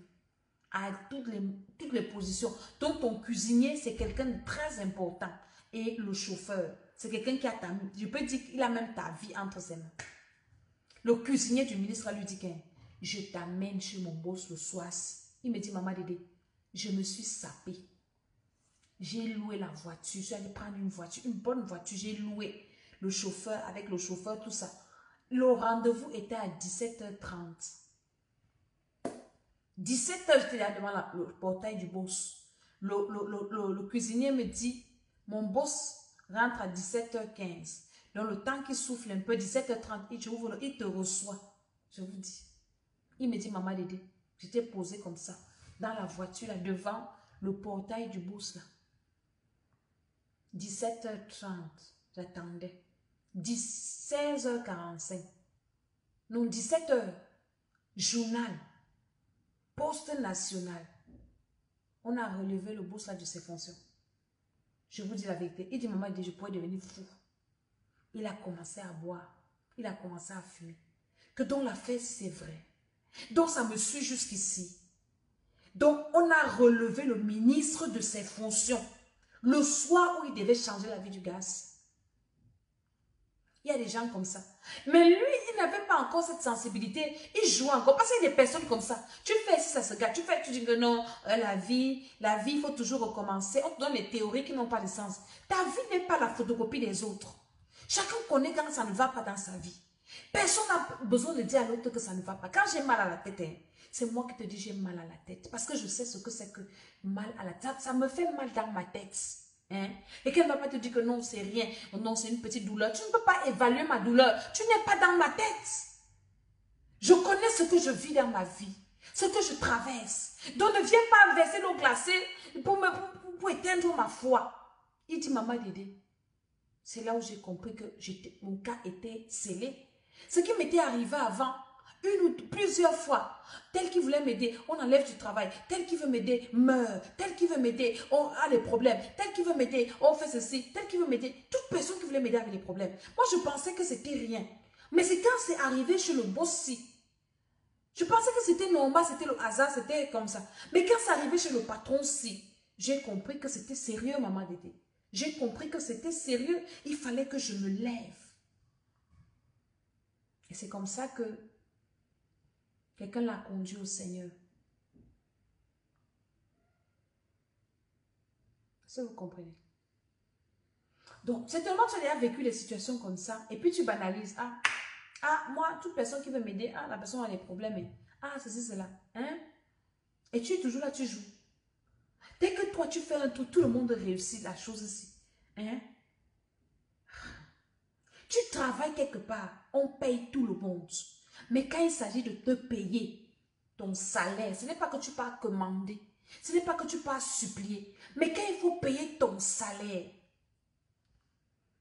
on ne paye pas. Tu penses que c'est normal? Ou bien on te paye par traite. Mais c'est quoi, j'ai travaillé? Ou bien tout le monde part en mission. C'est normal. Mais quand ça arrive à ton niveau, on bloque. Non, c'est fini, les missions sont finies. Ou bien tu pars même, on paye les missions de tout le monde. On paye les avancements de tout le monde. Mais pour toi, bloqué. On bloque. Est-ce que vous comprenez? Que la vie, c'est chacun qui connaît sa vie. C'est pour ça que je dis aux gens qui viennent à l'école Esther, écrivez vos vies. Travaillez vos vies. Asseyez-vous pour voir vos vies depuis le passé. Essayez un peu de voir. Dans cette analyse-là, vous n'avez pas besoin d'un féticheur pour ça ou d'un prophète. Non, vous-même là. Hein? Quand vous asseyez pour commencer à analyser les choses que vous avez vécues, vous pouvez déjà tirer une conclusion dans vos vies. Est-ce que ma vie donne? Est-ce que ça ne donne pas? Tu n'as pas besoin qu'on te fasse un dessin. Toi-même, tu as le diagnostic de ta vie. Donc, quelqu'un va venir te raconter une histoire. Tu vas dire que mon ami, je connais ma vie. Ne m'embrouille pas. C'est comme la femme qui avait rencontré le prophète Élisée. Elle était vieille. Il dit que tu veux quoi l'enfant? Il dit que je suis vieille. Homme de Dieu, ne m'embrouille pas. Je ne peux plus avoir l'enfant. Je connais. Mais Trump, je n'ai même plus d'utérus. C'est sûr que la femme n'avait même plus d'utérus. Les miomes avaient fini de bouffer. On avait tout enlevé d'utérus. La femme de distinction, 2 Rois chapitre combien là? 8 ou 4.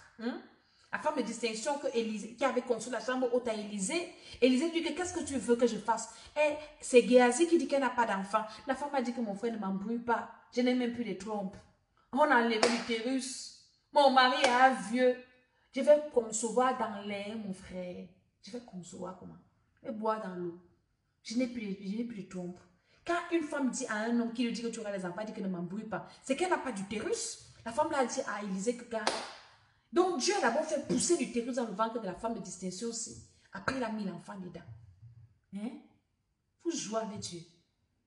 Donc, elle connaissait que on m'a opéré. Peut-être que son secret, elle ne voulait pas seulement dévoiler à l'homme de Dieu que je n'ai même plus d'utérus. Tu dis qu'elle va porter l'enfant. Elle va porter ça sur les mains. Ou dans le ventre. Je n'ai pas d'utérus. Est-ce que vous comprenez? Chacun connaît sa vie. Chacun connaît sa vie. Moi, quand je me suis assise pour travailler ma vie, il y avait des jours, il y avait des domaines. Quand je commence, la fatigue, les remords, les pleurs de sang. Je dis, Seigneur Jésus, hey, maman, c'est ma vie là. Personne ne m'a dit. Mais quand je suis sortie de là, voici qui est en train de vous prêcher, non? Qui suis en train de vous prêcher, non? Dieu fait des miracles. Dieu délivre les gens. Dieu restaure les gens. Jésus a dit à Jean-Baptiste, va leur dire, les aveugles voient, les boiteux marchent, les paralytiques comme si, les lépreux sont les guéris. Arrête-toi. Même quand tu vas aller voir un homme de Dieu, il faut que toi-même tu aies le diagnostic de ta vie. Qu'est-ce que tu veux que Dieu fasse pour toi? Les gens, par exemple, qui viennent nous contacter. Tu as quel problème? Ah, j'ai trop de problèmes. Je ne sais même pas par où commencer. Dis, commence par le commencement. Si tu ne sais même pas par où que tu vas commencer, tu seras délivré comment? Il faut savoir ce qui te dérange. Si tu n'es même pas conscient de ce qui te dérange, ça veut dire que rien ne te dérange. Ça ne te dérange pas encore. Quand ça va te déranger bien, vraiment, tu seras conscient qu'il y a ça qui me dérange. C'est ça, non? Voilà. Est-ce que quelqu'un est en train d'écouter ce que je lui dis? Est-ce que quelqu'un est en train de comprendre ce que je suis en train de dire? Ta vie là est précieuse. Il n'y a pas, quelqu'un a dit qu'il n'y a pas la photocopie. Et la vie, c'est la préparation à l'éternité. Si tu rates ta vie sur la terre, ce n'est pas ce que tu vas rattraper dans l'éternité. Hein. Non. Tu dois mettre ta vie au propre sur la terre. Et ça, pour cela, tu n'as pas besoin d'être dans la distraction. Non. Vous pouvez être né dans une même famille. Chacun a sa destinée. Chacun a son destin. Le destin de tes frères, ce n'est pas le tien. Pour tes soeurs, ce n'est pas pour toi. Hein. Non. Vous pouvez être sortis du même ventre. Mais chacun a sa destinée. Jacob et Esaü sont sortis du même ventre. Des jumeaux. Hein. Les jumeaux. Mais chacun avait sa destination comme ça. Hein? Chacun avait sa destination. Les réseaux sociaux nous trompent beaucoup. Les gens que vous voyez là, qui viennent faire n'importe quoi, c'est parce qu'ils ont déjà fait leurs vraies choses. Hein. Mais toi, ta vie est là. Sans ce dessus-dessous. Ça n'a même pas de sens. Tu ne sais pas si tu avances ou tu es dans une relation, tu ne sais même pas où tu es marié ou tu n'es pas marié. Ta vie n'a pas de sens. Tu n'as pas de relation avec ton Créateur. En toi-même, tu n'as pas de paix. Tu ne te retrouves même pas. Tu ne sais même pas où tu avances, où tu recules. Voici les années qui passent, tu ne sais même pas à quoi sert ta vie. Maintenant, voici, nous sommes dans les temps de la fin. Tu as fait il y a combien d'années en Europe? Je te pose une question, toi qui es en Europe. C'est en train de cuire ici. Je parle en termes, voilà, du pays. Ça a cuit ici, comme ça cuit là. Maintenant, s'il faut dégager d'ici, tu fais comment? Tu n'as même pas une hutte quelque part. Donc, avec ça, parce que la vie est en train de se mélanger. Si tu n'as pas préparé des temps comme ci, hein, tu étais avec les amis, dans les boîtes de nuit, en train de monter, de descendre, de jouer la vie, de jouer la belle fille. Donc maintenant, là, qu'il faut faire des vraies choses, tu commences à regretter tout le temps que tu as perdu. Je pouvais même prier, pour prier que Dieu m'aide, prier que ceci. Maintenant, tu es perdu. Beaucoup vont en enfer comme ça. Hein. À cause du désordre qu'ils ont fait dans le passé. Et ils n'ont pas des gens qui vont leur dire que Jésus-Christ de Nazareth peut t'aider. Alors, acceptez de payer le prix. Supportez même la galère pour sauver vos âmes. Ils vont aller se livrer. Sors de cette distraction-là. Et toutes les personnes qui vont choisir le Seigneur, qui vont prendre la décision, l'engagement, la responsabilité de prendre, de payer le prix pour arranger leur vie. Vous allez voir, le Seigneur va nous mettre à l'abri de tout ce qui va se passer. J'ai lu le livre de Jérémie, ça m'a beaucoup plu. Il y a une prophétie où Jérémie annonçait la destruction d'Israël. Et avant la destruction, Je ne sais pas dans quel Jérémie. Je vais relire et je vais me retrouver. Je ne connais pas exactement, mais je vous raconte l'histoire, j'ai dans la tête. Hein. Il dit, Dieu, avant de détruire Israël, le reste qui restait, il a envoyé un ange pour dire, va marquer de mon sceau tous ceux qui sont justes.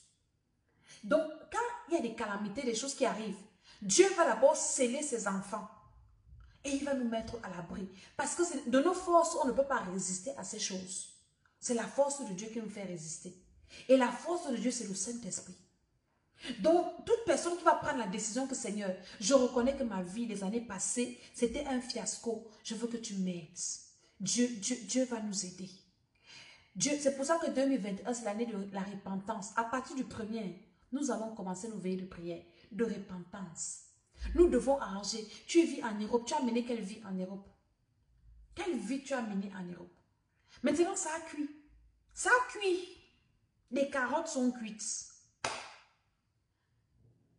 Mais Jésus-Christ de Nazareth va aider ses vrais enfants. Il est trop fidèle. Il ne va pas abandonner quelqu'un. Il dit, jamais je ne vais t'abandonner. Jamais je ne vais te délaisser. Donc, ce n'est pas toi, c'est toi qui vas devenir incompétent. Jésus ne peut pas devenir incompétent seulement chez toi. Son incompétence ne peut pas commencer à ton niveau. Hein? Jésus n'est pas incompétent. Jésus est compétent dans tous les domaines. Je vous ai dit que quand je fais mes vidéos, je ne viens pas beaucoup prier. Je viens réveiller les esprits et maintenant je prie dans mes programmes parce que dans les programmes, nous prenons la peine de décortiquer tout cela. Ce qu'on ne peut pas faire en live comme ça parce que c'est une affaire de temps. Chacun a ses occupations, les gens montent et descendent. Mais dans les programmes, quand par exemple nous traitons un cas comme non-accomplissement, nous allons dans les détails et nous faisons des délivrances en détail, des prières en détail, tout ça. On ne peut pas tout détailler comme ça en live, c'est pas possible. C'est en passant comme ça. Sinon, on va faire 5 heures ici, on va faire 3 heures ici. Non, c'est pas possible. Je suis en train de parler à quelqu'un du non-accomplissement. Tu as fait combien d'années en Europe ici? Quels sont tes fruits? Tu vas dire que oui, j'étais en bain. Voilà, voilà ça. On m'a envoyé une vidéo. J'ai vu des gens qui ont partagé la vidéo, des gens qui mangent les excréments aussi. Moi, je n'ai pas voulu partager parce que peut-être ils allaient me bloquer. Mais j'ai vu quelqu'un sur Facebook. Il y a des filles qui viennent ici manger les caca, les excréments. On ouvre la bouche comme ça, quelqu'un défecte dans ta bouche. Alors que Jésus est là. On n'a pas besoin de ça. D'humiliation comme ça.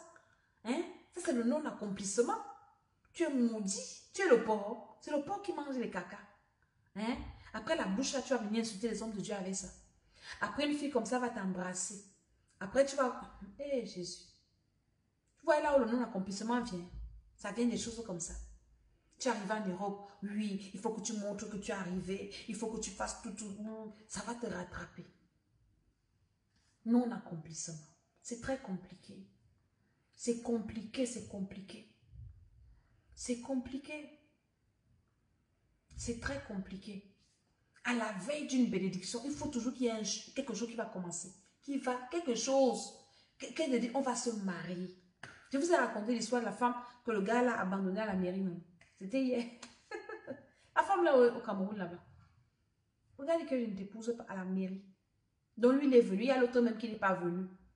Lui là, il est quand même venu. Donc celui qui est même venu là, moi je trouve qu'il est mieux parce que il va expliquer aux invités pourquoi il ne veut pas. Mais celui qui ne vient pas. Tu es toute seule là, avec ta robe blanche. Il n'est pas venu, pourquoi tu ne sais pas? C'est sérieux ce que je dis, hein? C'est trop sérieux. Donc je viens réveiller les esprits des gens. Regarde ta vie. Et vois un peu les domaines où il y a le non-accomplissement. Est-ce que la vie de tes parents, c'était pareil? Toujours des promesses, on t'a fait des promesses, on n'accomplit jamais. Ton mari, je vais t'acheter la voiture, je vais t'acheter la maison, je vais te faire ceci. Hein? Les promesses, quand ton mari n'a pas l'argent, il te fait toutes les promesses du monde. Non, ma femme, je vais te donner ça. Vraiment, quand je vais travailler, je t'ai dit que je vais faire ceci. Je t'ai dit que tu es ma reine. Je t'ai dit que tu es mon ceci. Ta femme te fait toutes les promesses. Quand l'argent arrive, le jour que il touche, il rentre une semaine plus tard. On le voit seulement là-bas dans les maquis. Toutes les promesses qu'il t'a faites là, c'est quand l'argent finit qu'il devient normal. Hey, je t'aime. Mon ami, la qualité d'amour, là, quand tu n'as rien, là, quand tu as des problèmes, là, c'est le non-accomplissement. Il faut que je prie, que ça quitte ma vie. Non, quand j'aurai, tu vas voir. Je vais t'arroser, je vais te mettre en haut. Il y a des hommes de Dieu qui sont comme ça aussi. Ah, maman, quand Dieu va me bénir, toi, tu sais, il ne connaît rien, il ne veut pas savoir. Je n'ai pas le non-accomplissement dans ma vie. Alléluia. Donc, c'est comme ça. Les promesses qu'on te fait, on te fait toujours des promesses. Mais maintenant, quand la personne me met à bien, tu appelles au téléphone, elle ne te prend plus au téléphone. Tu appelles, la personne ne te prend plus.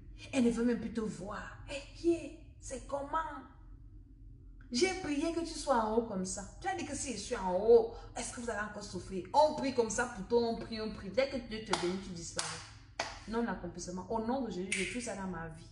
Le non-accomplissement, je détruis ça sur moi. Au nom de Jésus-Christ de Nazareth. Les promesses de Dieu dans ta vie. Les paroles prophétiques.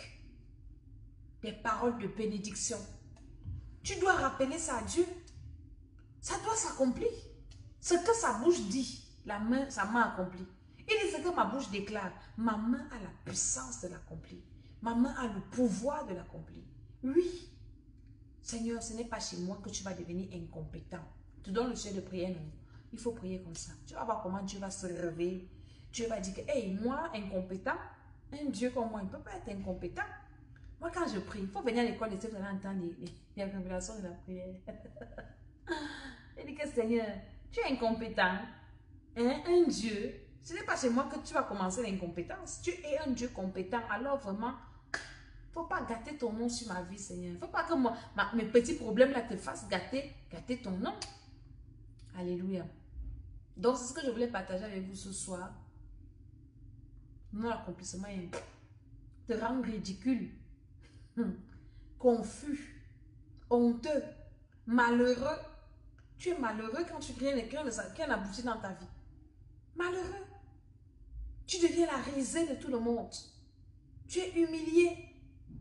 Rejeté, mais on te rejette parce que tu es une source de dépenses. Tu es une source de pertes.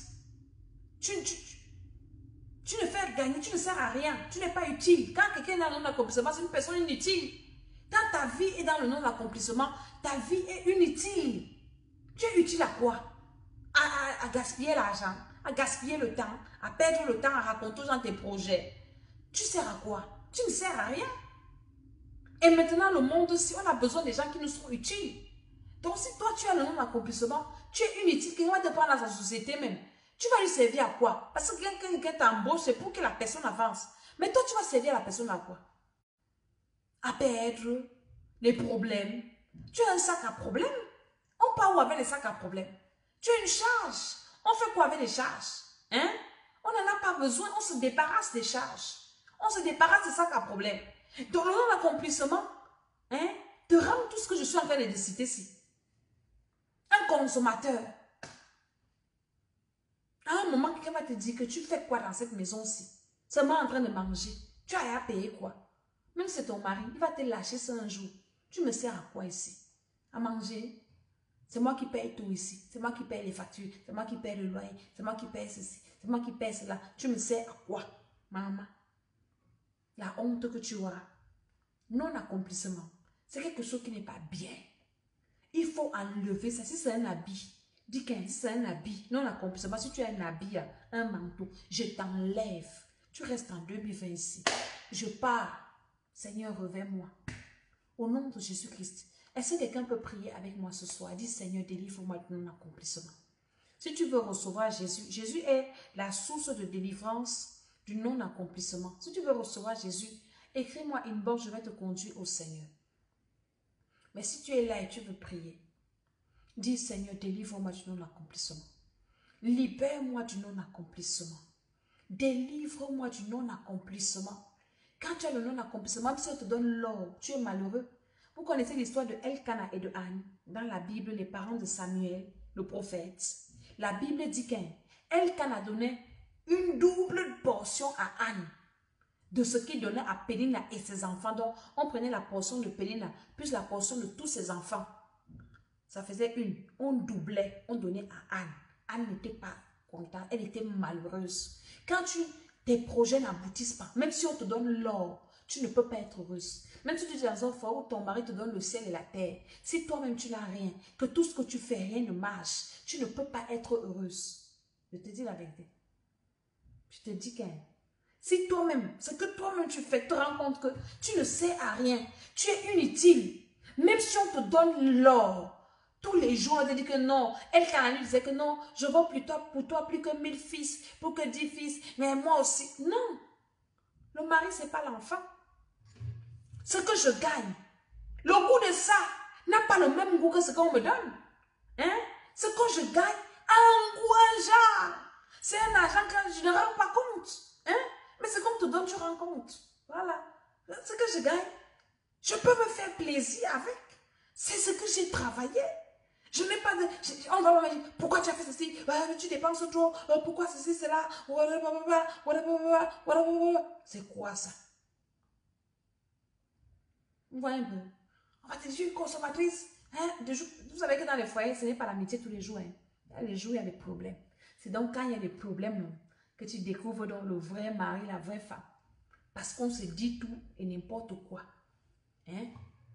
Donc, même quand tu n'as rien, que toi-même tu sais que ce n'est pas ce que j'ai fait, ça veut dire que je suis utile. Si Dieu a dit qu'il faut travailler, c'est pour montrer que nous serons aussi utiles. Mais si toi tu es inutile, utile seulement à la consommation. Utile, c'est pour ça que les gens parlent de 2000, le syndicat monté, descendu. Pardon. Une vraie femme, 2000. Tu donnes 2000. Un homme même qui te respecte donne 2000.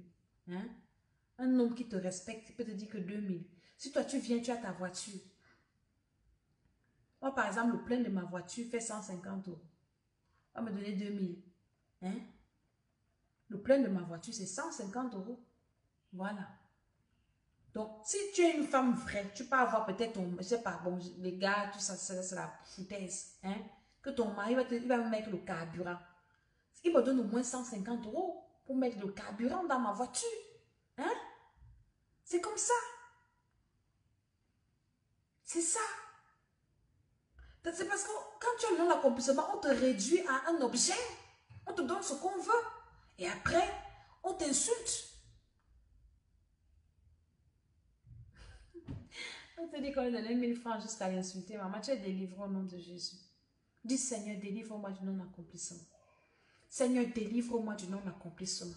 Délivre-moi du non-accomplissement, Seigneur. Délivre-moi du non-accomplissement, mon Dieu.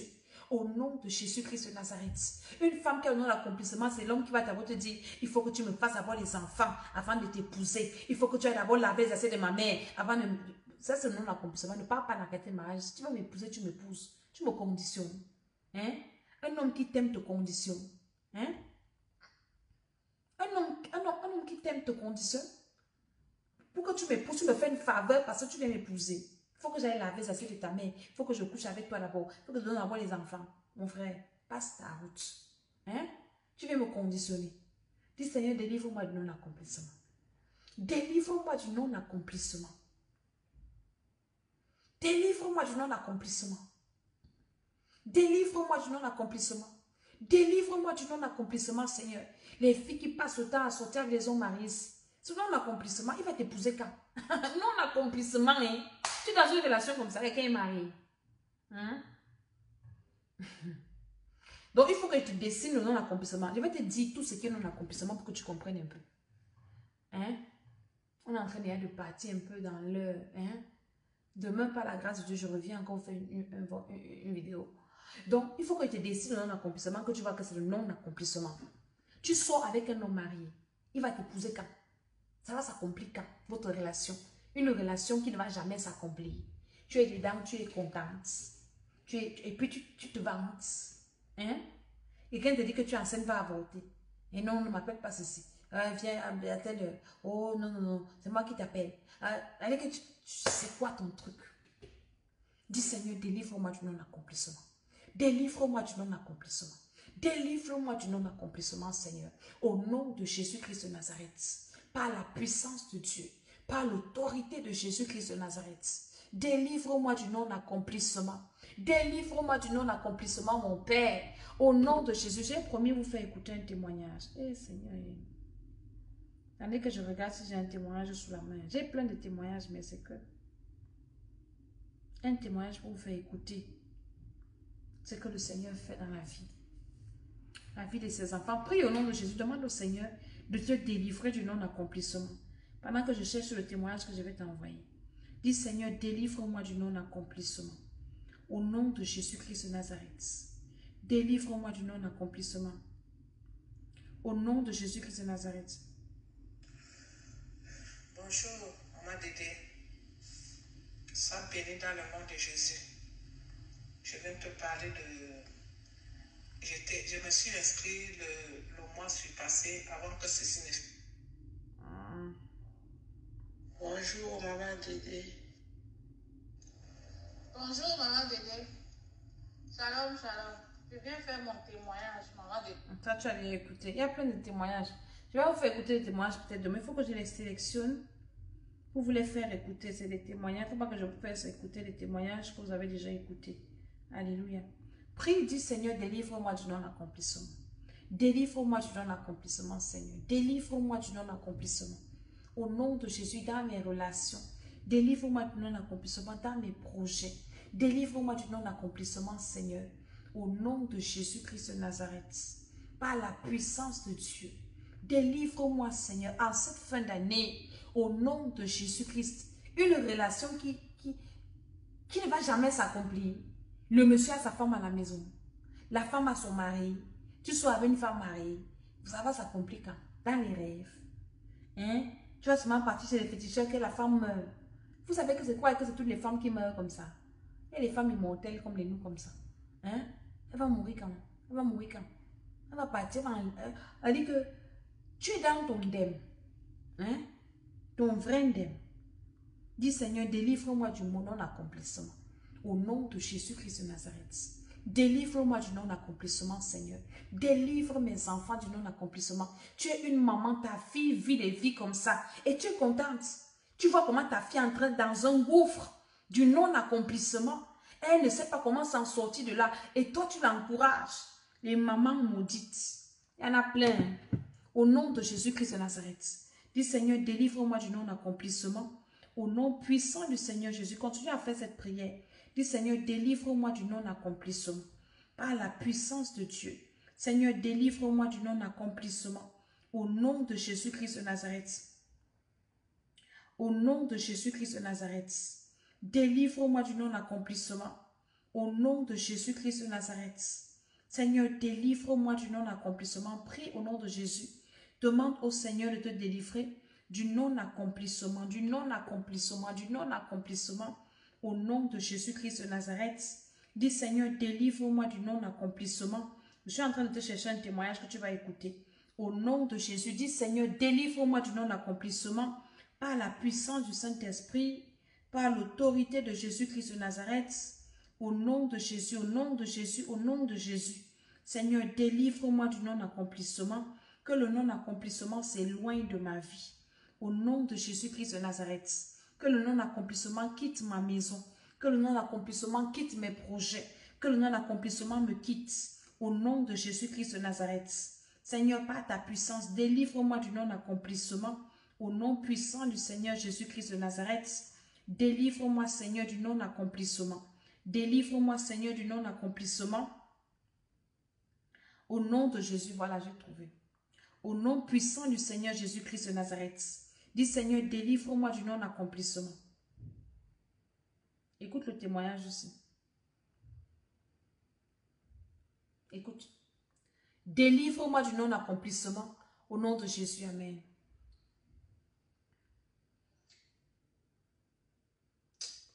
Franchement. Le téléphone, si je dis qu'achète-moi le téléphone, tu vas dire que je suis venue t'escroquer. Ouais, comment ça me dérange, non? Ah, tu m'énerves. Je viens rendre grâce à Dieu pour les merveilles qu'il fait dans ma vie, pour les délivrances, les grandes délivrances qu'il apporte dans ma vie.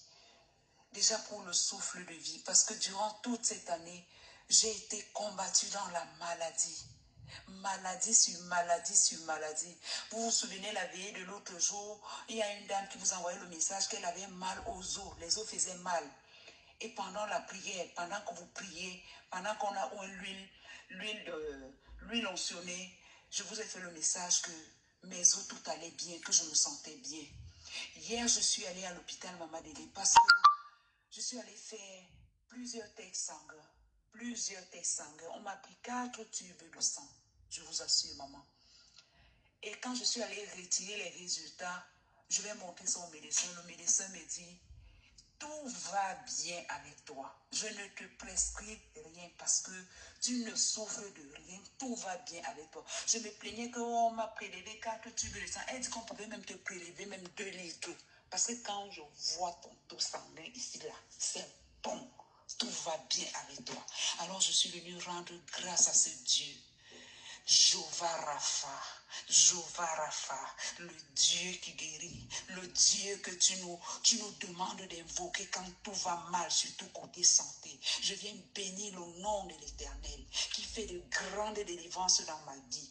Maman, sois bénie. Que le Seigneur continue de t'utiliser puissamment. Que le Seigneur continue de t'utiliser puissamment afin que le peuple de Dieu soit délivré, béni, afin que le royaume des ténèbres soit vide. Pour que le royaume de Dieu soit peuplé. Sois béni, maman. Que Dieu te fortifie. Qu'il te fortifie encore. Au nom puissant de Jésus. Amen. Amen. Tu vois, non? Maintenant, je vais prier pour toi. Je dis que le Seigneur t'aide à te sortir de ce non-accomplissement. Elle avait des problèmes de santé. Et pendant qu'on priait, j'ai demandé, elle m'a dit qu'elle était malade. Je lui ai dit de mettre l'huile et on a prié. À l'instant, le Seigneur l'a guéri. Jéhovah Rapha. Avant de prier pour toi, merci de t'abonner à l'école d'Esther, chaîne YouTube. Hein. Tu vas sur YouTube, l'école d'Esther, tu vas t'abonner là-bas et le Seigneur va te bénir également. Je prie pour toi spécialement que le Seigneur te sorte, aïe, on a dépassé l'heure, te sorte du non-accomplissement. Que Dieu te sorte de là. Que Dieu te sorte de là. Que Dieu te sorte du non-accomplissement. Qu'il te réveille. Parce que pour sortir du non-accomplissement, il faut déjà une prise de conscience. Il faut déjà une prise de décision. Il faut être décisif que je veux changer. Je refuse de continuer dans cet état. Et le Seigneur va t'aider. Mais si tu es là, Dieu ne va pas venir faire quoi que ce soit à ta place. Que le Seigneur t'aide à prendre conscience, à prendre l'engagement de sortir toi-même du non-accomplissement. Et ta vie aura un sens. Que le Seigneur te bénisse. Que le Seigneur te fortifie. Tu dois entrer en 2021 libre du non-accomplissement. Je vous ai dit, là nous sommes en train de finir. Normalement, j'ai fini les programmes de foyer, tout ça là. Donc, il y a quelques retardataires avec lesquels je traîne encore. On est encore en train de traîner, qui sont venus vraiment en retard. Donc, je traîne encore avec eux jusqu'à ce que, mais à mon rythme, doucement, doucement. Et nous sommes en train de faire le programme du non-accomplissement. On prie que pour ça, on a prié même tout à l'heure. Je crois que j'ai déjà mangé l'heure de la prière. Ils vont me comprendre. Donc, c'est un peu ça. Et bon, on va prier comme ça jusqu'en début d'année. Et donc, le temps que moi, je fasse ma retraite personnelle, parce qu'avant de venir, il faut que je me ressource, il faut que moi-même, j'ai un temps avec mon Dieu, vraiment seul, personnellement, avant de recommencer les programmes de l'école d'Esther à partir du 2e mois. On va relancer surtout en premier lieu avec le programme de prière pour les enfants. Donc, vous pouvez déjà commencer à vous inscrire parce que je vais limiter les places, parce que c'est un programme qui est très bien. Le programme des enfants, vous n'avez pas encore goûté ça. C'est comme ça. J'ai fait la prière matinale le matin. Allez regarder. Je vous ai montré ce qu'on enseigne à nos enfants à l'école. À boire le sang humain. Le petit buveur d'encre rouge. Il mange de la chair fraîche dans Dracuville. C'est ce qui se passe. Mais toi, tu ne pries pas pour tes enfants qu'on initie à l'école. On donne les totems là-bas. Donc, vous devez être debout. Priez pour vos enfants. Les enfants doivent être remplis du Saint-Esprit. Donc, c'est ça. Et maintenant, ceux qui ont des problèmes personnels, parce que l'année prochaine, on va beaucoup faire la délivrance. On va faire la délivrance des gens qui ont fait des pratiques chez les féticheurs, c'est ce que le Seigneur m'a orienté dans ce sens-là.